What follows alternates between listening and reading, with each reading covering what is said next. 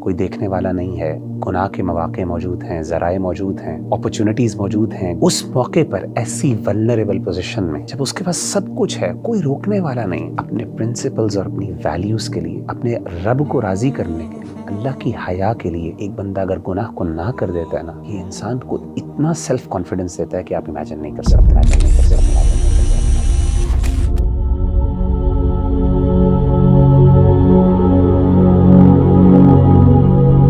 صحابہ کرام اور ہمارے جتنے بھی انبیاء کرام آئے ہیں، ان کے اندر نا ایک بڑا امیزنگ قسم کا سیلف کانفیڈنس تھا، خود اعتمادی تھی. اور بڑے بڑے بادشاہوں اور بڑے بڑے دنیا دار لوگوں کے سامنے وہ حق کی آواز بلند کرتے تھے اور حق کی بات کہنے میں ہچکچاتے نہیں تھے. لیکن ہم آج کل اپنے آپ کو دیکھیں یا یوتھ کو دیکھیں تو ان کے اندر سیلف کانفیڈنس نہیں ہے. بات کرنا بھی چاہ رہے ہیں، بات کر نہیں پا رہے، بات حق کی بھی ہے لیکن بات ہو نہیں پا رہی.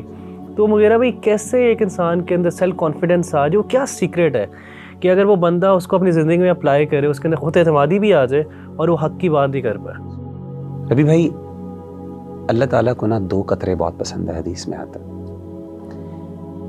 ایک قطرہ وہ ہے جو انسان جب اللہ کی راہ میں جہاد کرے اور خون کا قطرہ اس کے جسم سے بہہ جائے، یہ اللہ کو بہت پسند ہے قطرہ.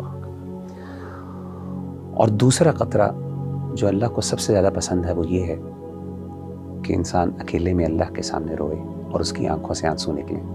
یہ جو آنکھوں سے آنسو نکلنا یہ اللہ کو بہت پسند ہے. میری نظر میں سیکرٹ جو ہے نا خود اعتمادی کا اور ایسا کانفیڈنس کہ جس میں انسان سمجھے کہ میری سامنے بادشاہ بھی کچھ نہیں ہے، انسان اپنے آپ کو اتنا بڑا سمجھے، یہ تبھی ہوتا ہے جب انسان کی خلوت پاک ہو جائے، انسان کی آئسولیشن پاک ہو. یعنی دروازے بند ہو گئے ہیں، پردے ڈل گئے ہیں، کوئی دیکھنے والا نہیں ہے، گناہ کے مواقع موجود ہیں، ذرائع موجود ہیں، اپرچونٹیز موجود ہیں گناہ کی، لیکن انسان اللہ سے حیا کھا لے، اسے اس بات کا احساس ہو کہ میرا رب مجھے دیکھ رہا ہے، اس کو اپنے آپ سے شرم آئے. اپنے آپ کو دیکھیں، ہر بندہ چاہتا ہے اپنے آپ کو اچھا دیکھنا، کوئی بندہ برا نہیں دیکھنا چاہتا. اس موقع پر ایسی ولنریبل پوزیشن میں جب اس کے پاس سب کچھ ہے، کوئی روکنے والا نہیں، اپنے پرنسپلز اور اپنی ویلیوز کے لیے، اپنے رب کو راضی کرنے کے لیے، اللہ کی حیا کے لیے ایک بندہ اگر گناہ کو نہ کر دیتا ہے نا، یہ انسان کو اتنا سیلف کانفیڈنس دیتا ہے کہ آپ امیجن نہیں کر سکتے. نبی صلی اللہ علیہ وآلہ وسلم کی بڑی پیاری حدیث ہے، آپ نے فرمایا کہ 7 یظلهم اللہ فی ظلہ یوم لا ظل الا ظلہ. 7 قسم کے ایسے لوگ ہیں جن کو اللہ قیامت کے دن اپنے عرش کا سایہ نصیب فرمائیں گے، جب اس دن اس سائے کے علاوہ کوئی اور سایہ نہیں ہوگا. ان 7 میں سے ایک شخص رجل ذکر اللہ خالیا ففاضت عیناہ، ان میں سے ایک شخص وہ ہوگا جو اکیلے میں اللہ کو جس نے یاد کیا اور اس کی آنکھوں سے آنسو بہہ پڑے. ابھی بھائی یہ بہت بڑی بات ہے. آئسولیشن، لوگوں کے سامنے نیکی کرنا، میں یہ نہیں کہتا کہ لوگوں کے سامنے نیکی کرنا کوئی مشکل، کوئی آسان نہیں، کوئی مشکل ہے، اس کا بھی اجر ہے. ظاہر ہے انسان کی کچھ نیکیاں ایسی ہیں جو ایک سوشل سیٹنگ میں ہوتی، لیکن اصل انسان کے کردار کا پتہ چلتا ہے جب انسان اکیلے ہوتا. میں بتاؤں، اور میں سمجھتا ہوں کہ کسی بندے کا اصل تقوی اور اصل کردار تبھی جج ہو جاتا ہے جب وہ بندہ اکیلا ہوتا ہے.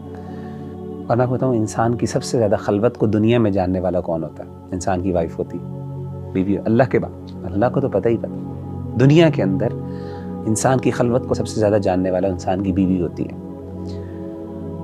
تاریخ کے اندر نبیوں کے بعد اگر کوئی ذات، صحابہ کو بھی نکالنے چلیں، ہمیں کون سی ایسی ذات ملتی ہے کہ جس کی بیوی جو ہے اپنے شوہر کے کردار کے بارے میں بات کرے؟ میں ایک مثال دینا چاہتا ہوں سیدنا عمر بن عبدالعزیز رحمہ اللہ تعالیٰ عنہ کی، جن کو 5ویں خلیفہ راشد بھی کہا جاتا ہے.